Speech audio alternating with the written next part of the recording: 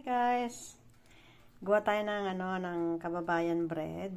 So before that, nag muna ako ng oil dito, pahid. Ayan.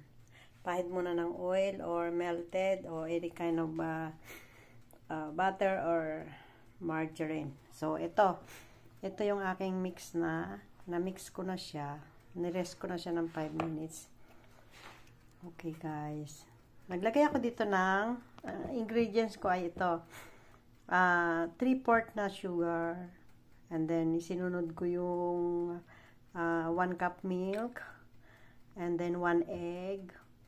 Tapos, 1/3 cup ng melted butter or any kind of vegetable oil or sunflower oil. And then, yun. Tapos, after that, i-mix ko lang yung mga naunang ingredients. Sinunod ko yung 2 cups na all-purpose flour. Nilagyan ko na 1 teaspoon na baking powder. So, ito na siya. Ilalagay na natin dyan. Nagpainit na ako ng oven. Okay, guys? Maglagay na tayo para ayan. Ganyan lang siya, guys. Tapos, meron siyang kulay yellow na food color. Yan. Habol natin, Okay. Yellow food color.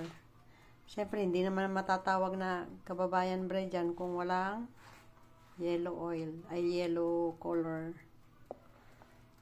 Okay, guys. Lagyan na natin dito sa molde. Cupcake molde.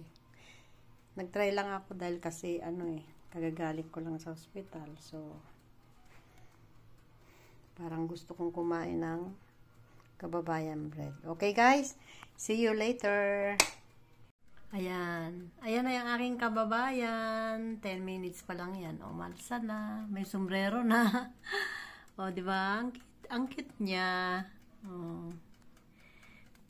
Kababayan bread. Guys, ito na yung aking kababayan. Kala mo bread. Ito na. Yan ang talagang kababayan kasi meron siyang bukol. Kala mo sombrero, ayan. Ito na yung ginawa ko. So very nice. Ayan. Ito mainit pa. Kahango ko lang. So, ito lang nagawa ko sa 2 cups na all-purpose flour. So, ayan. Okay. So, less sugar. Hindi ko pa matanggal. Kailangan tatanggalin yan. Ayan. Yan ang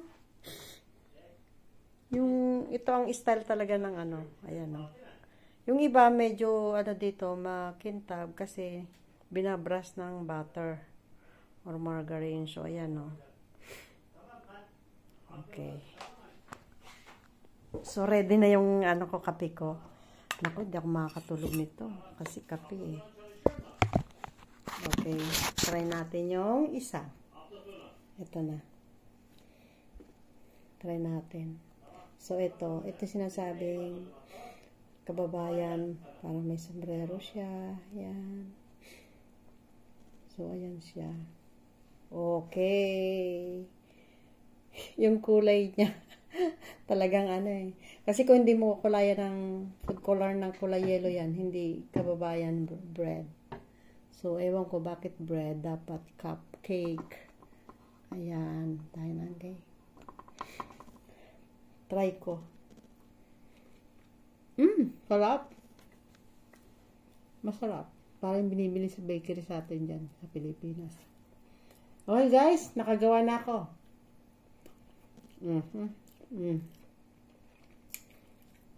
Simple lang gumawa. I-mix mo lang yung sugar, milk, egg, vegetable oil,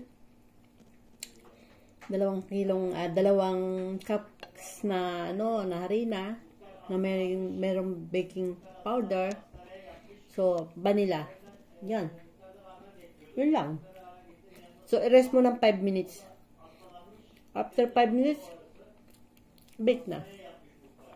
Ilagay na sa molde. Then bake. Sarap. Ano siya? Crunchy yung labas. Ito. Crunchy yung labas niya.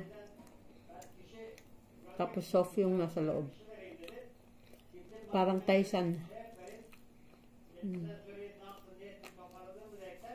Okay guys, thank you. Kain tayo.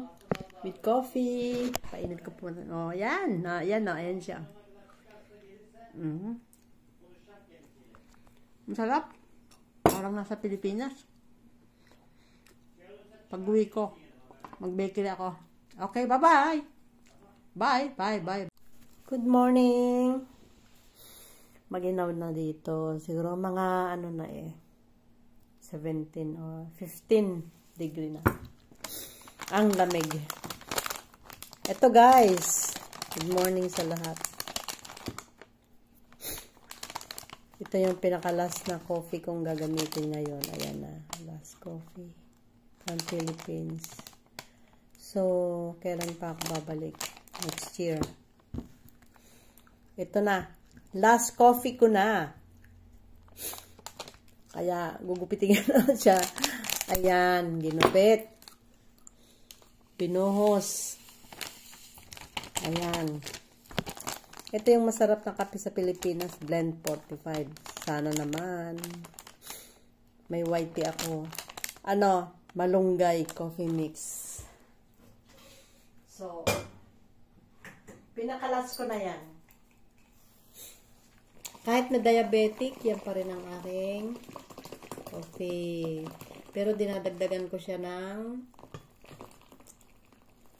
coffee granules kasi gusto ko matapang. Ayan, napakarami. Tapos yung ginawa kong yung biscuit na